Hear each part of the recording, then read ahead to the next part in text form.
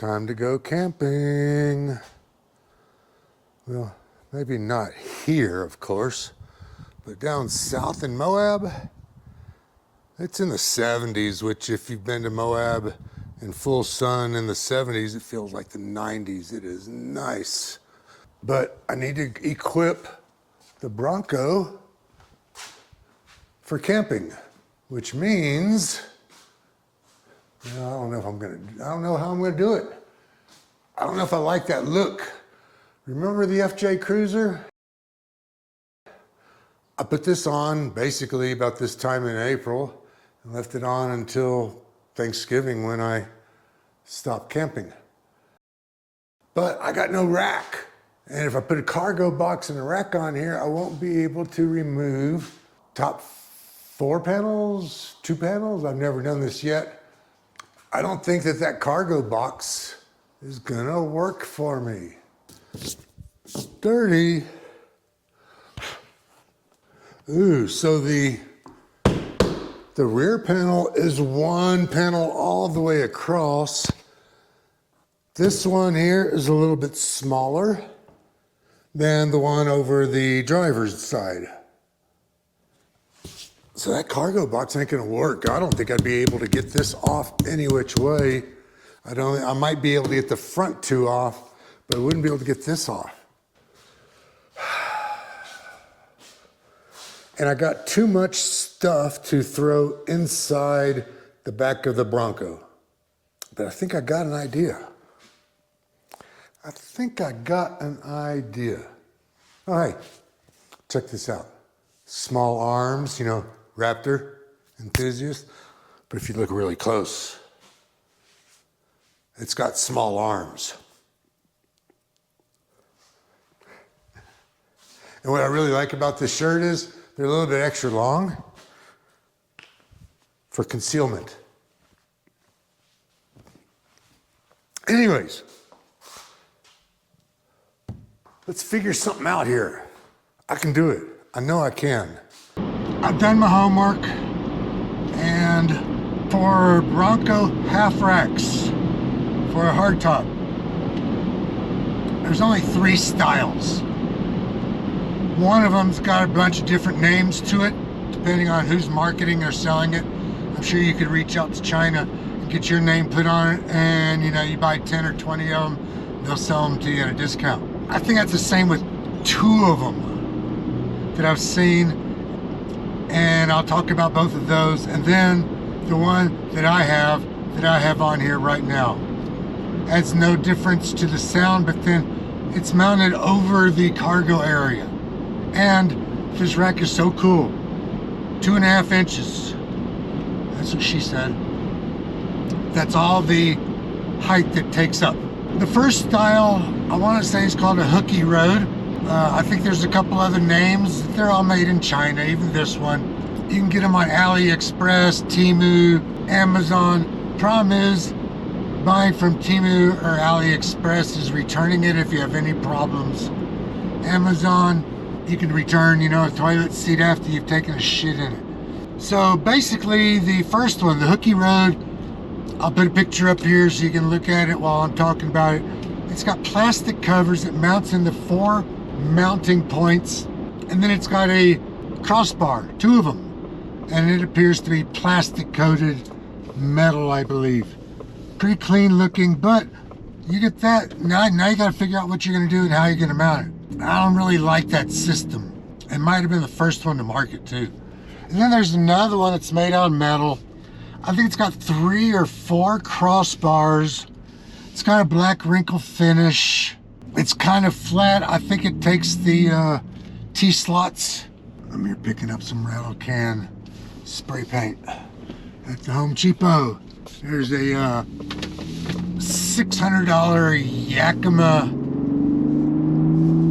platform that is similar to this, but I think it might be a little bit bigger, and it's got no way for you to mount it to a Bronco, which is silly.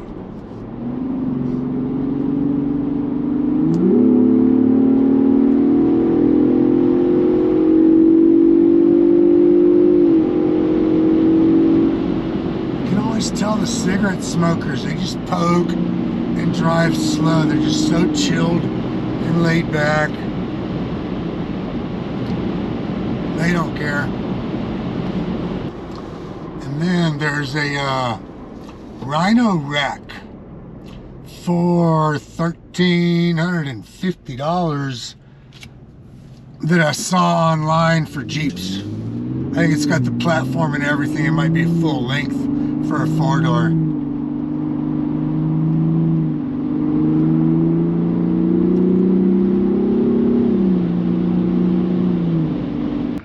Beautiful spring, early spring afternoon. Are you ready for it? There it is. That's my new roof rack.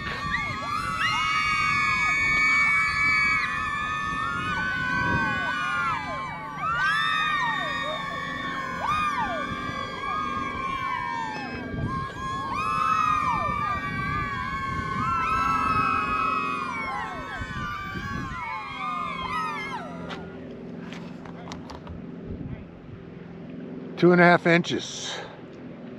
I just put it on like 20 minutes ago. It took me 15 minutes to get here. So, but hey, check this out. So I just figured this out myself. Come this way, right foot on here, left hand here, little grab handle. Is that pretty cool or what? So check it out. 7 aluminum. Everything's aluminum on here. This is aluminum. This right here is a little plastic grip. I don't know why they just couldn't have made it aluminum, but I guess it'll fade differently, of course. T-slots. Look at all these. On the top, left and right, all over. They're on the sides, they're on the fronts, they're on the back here, all over the place. So the mounts have a little bit of play because you can mount it anywheres in here, anywheres in here. I push it all further to the back just to give me more room for the panel to come off. Plenty of room with the hatch open.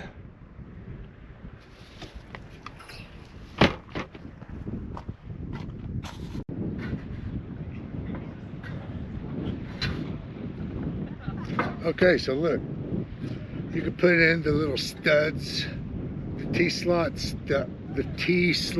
studs in here. One here, one there, one down there, whatever. Mount a whole stack of traction boards. Anywhere's on here that you want. You can mount lights. You want trail lights, you want side lights. All you gotta do is get the wiring up here, and this easily fits it and takes care of it. You get your little quick fist and some T-slot bolts. Fit your little tiny shovel up here. You want to put a cargo box up here. You can bolt them down on the same way. In worst case scenario, you drill through it. It's aluminum. It's not going to rust.